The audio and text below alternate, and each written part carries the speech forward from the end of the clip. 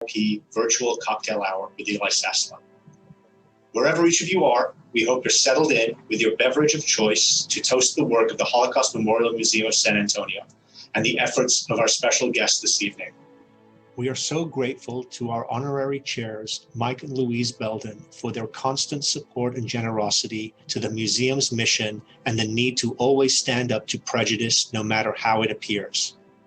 And to our For Hope for Humanity honoree, Charles E. Cheever Jr., whose philanthropic commitments span the entire San Antonio community and who recently shared with me his pride in supporting the HMMSA's commitment to educating the South Texas community on the atrocities committed during the Holocaust. We'd like to start off with a very special thank you to all our generous sponsors who provided the support to make this evening's success possible. Thank you to our champion-level sponsor, the Mays Family Foundation, as well as all of our ambassador-level sponsors. To all of our Hope for Humanity advocate-level sponsors, we sincerely appreciate your help in providing the resources for us to meet our educational and social action objectives across the South Texas region. And last, but by no means least, to all the friends of the museum for your continued support and generosity. Thank you. Now, it gives me great pleasure to introduce Leslie Ball, who will be facilitating our conversation with Mr. Saslow.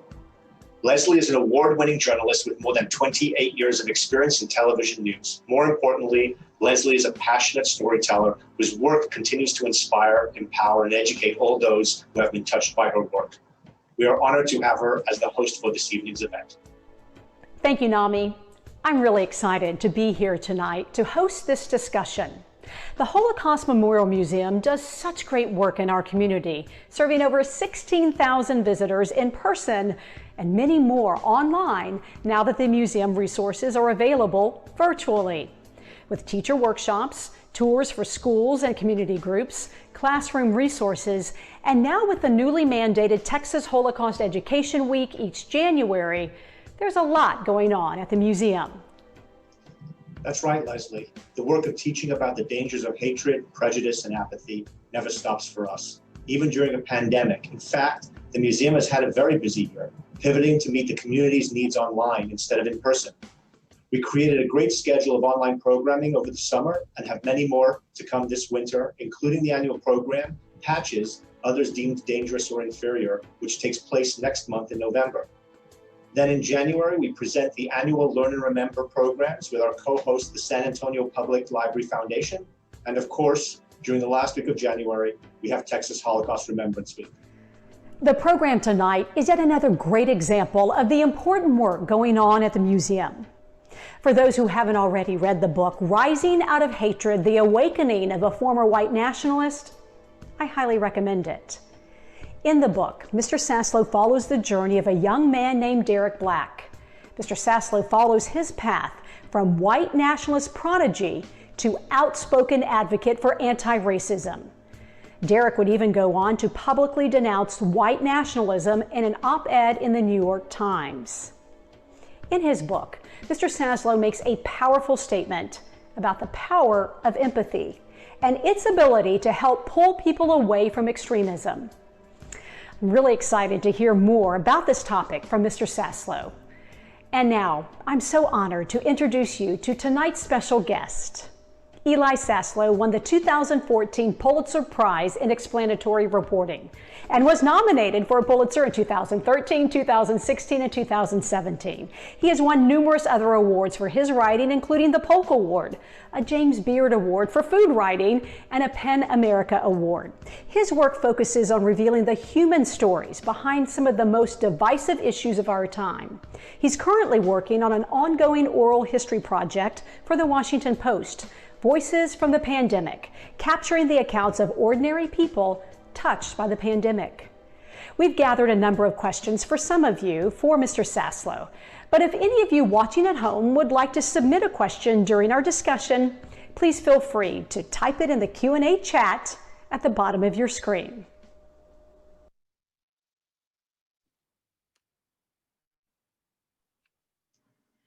Hello, everyone, and we want to say welcome to Eli Saslow. Thank you for joining us tonight.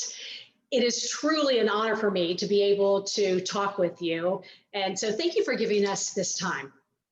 Oh, it's totally my privilege. I wish we were all together in the same place, enjoying an actual cocktail. We could probably all use it at this moment, but I'm glad to be here anyway with all of you.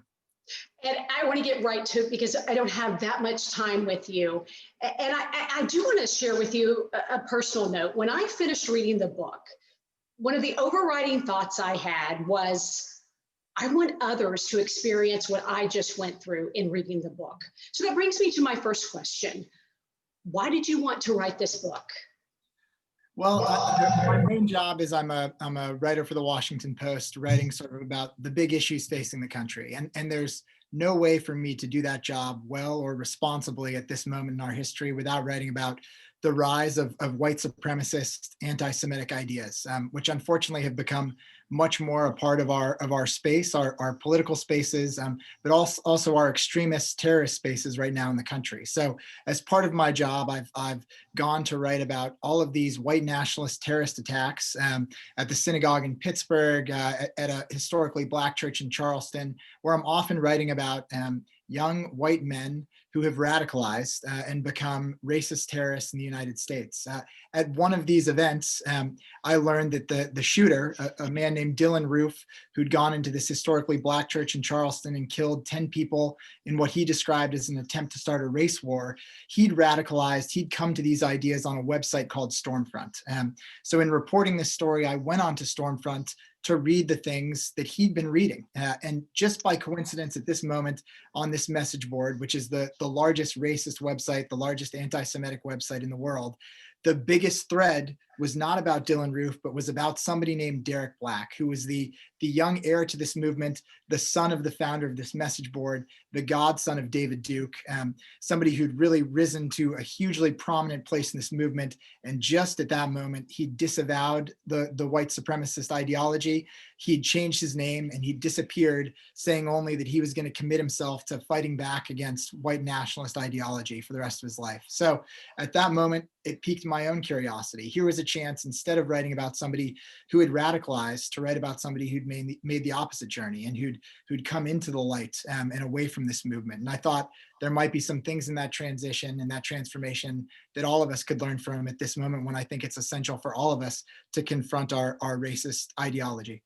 There's so many lessons in his journey that you chronicleize. And at first, Derek Black said no to you. He did not want you to write a book about him. Yet in the book, once you were able to convince him, he did say that he felt he had a debt to society that he must repay for all of the hatred ideology that he put out there. Do you believe that your book was part of that repayment?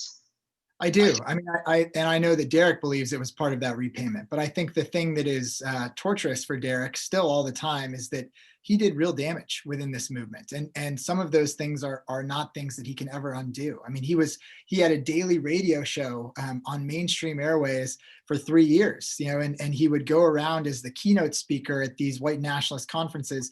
He doesn't know how many people were marching in Charlottesville because they'd heard him on the airways at one point.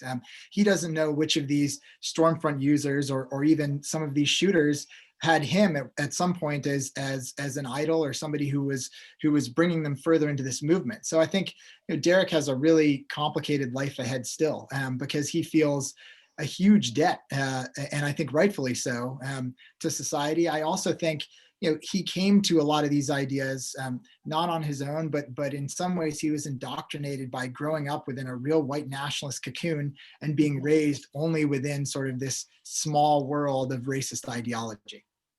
And I think about what would have happened had his college peers not shown him empathy, and they were instrumental in really launching his transformation.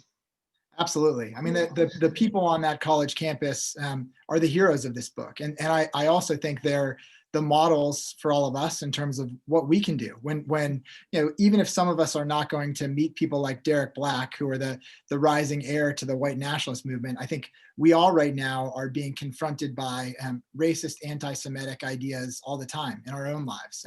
And I think the example of what happened on that campus is really salient for our own political moment. And Derek, once he got to this college, nobody at first knew who he was. And when it was exposed that he was sort of the leader of this movement, it would have been very easy for those students to say, well, we can't do anything about this. This guy he's more steeped in this ideology than anybody else in the world. We're not going to change his mind. But instead, almost to a person, the students at this college decided we have to do something. They had radically different ideas about what to do. Some students thought, let's confront him, let's flip him off when we see him on campus, let's make him feel uncomfortable in the ways that he's been making people of color and Jews feel uncomfortable. And some of that was really successful, and I think really heroic work. They shut down the campus in protest of Derek's ideas. I think by doing that, they made Jewish students and students of color on campus feel more safe. And also, they made Derek feel vulnerable, and that vulnerability opened him up when an opposite group of students decided to make a very different choice, which was to begin inviting Derek over to weekly Shabbat dinners in the hope that they could maybe start having conversations with him, build relationships with him, and change his mind. And really, it was the work at that table week after week that began to thaw away at Derek's ideology. And we do have some questions that are coming in from our audience, and I would like to ask one right now. People know that you're coming to us from Portland. And so the question is, how is it living in Portland during this current culture war? It's really interesting and sometimes honestly a little bit unsettling. I think all of the culture war, which is a great way to phrase this, I think in the question, is really present here in a day-to-day way. And downtown in Portland, there are showdowns still almost nightly between a group of Antifa activists and also a far-right anti-Semitic group, whether it's the Proud Boys or one of their like sort of spin-offs. So I think here it's impossible to make it through a day without realizing that we're at a really key moment, I think, in our country's history, where right now the fight for decency, for justice, for equality, these are kind of the key issues of our time. And I think it's a reminder to me, just as frankly reporting this book was a reminder to me, that we have a long way to go in doing that work. We continue to live in a country that was formed and continues to be informed by a white supremacist history that forms much of what we see around us. And it's going to take a lot of work to undo that. Do you have hope that somehow the country will become a little less divided based on the hours and countless hours, hundreds and hundreds of hours that you spent investigating this book?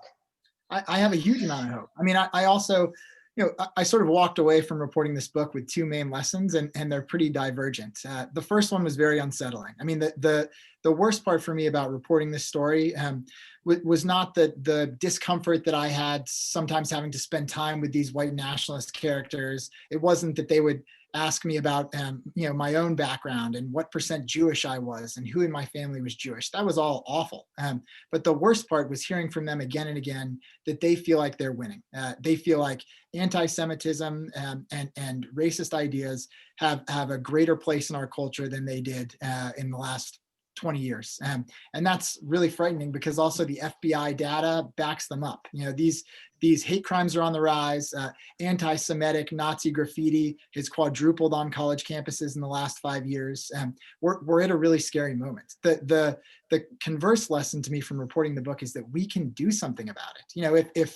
If the future heir to this movement can wind up so far on the other side as an anti-racist activist, it gives me some hope that all of us can do the really essential work of confronting these racist ideas that we encounter all the time. And we encounter those in terms of the way people in this country talk about immigration, anti-refugee rhetoric, anti-Semitic rhetoric, talk about whether Muslims belong in this country. All of these ways in which we're bombarded with this hate in our spaces. I think it's up to all of us to confront that, and whether that's by having conversations and talking to people in our own lives and our own families who are sharing racist ideas or ideas that are racist at the root, or whether it's through mass demonstration and organization to show the kind of ideas that we're going to uphold.